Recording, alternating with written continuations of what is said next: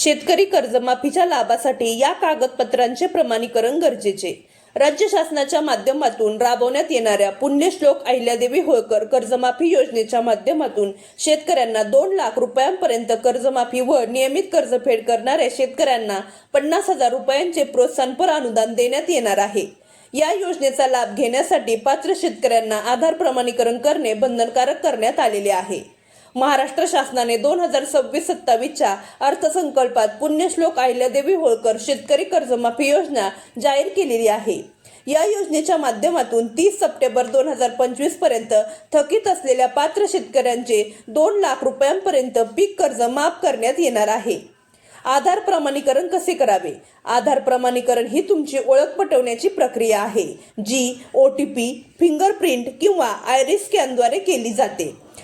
ॲग्रीस्टॅकवर नोंदणी करणे आता अत्यंत गरजेचे आहे, कारण केंद्र व राज्य शासनाच्या कृषी योजनांचा लाभ घेण्यासाठी फार्मर ID अनिवार्य करण्यात आलेले आहे। अशाच नवनवीन व महत्त्वपूर्ण माहितीसाठी आपल्या चॅनलला सबस्क्राईब करा। चला तर मग भेटूया पुढच्या व्हिडिओमध्ये। धन्यवाद।